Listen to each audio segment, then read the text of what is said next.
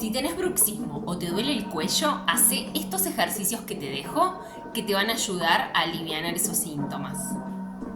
Masajea la zona de la mandíbula mientras abrís suavemente la boca.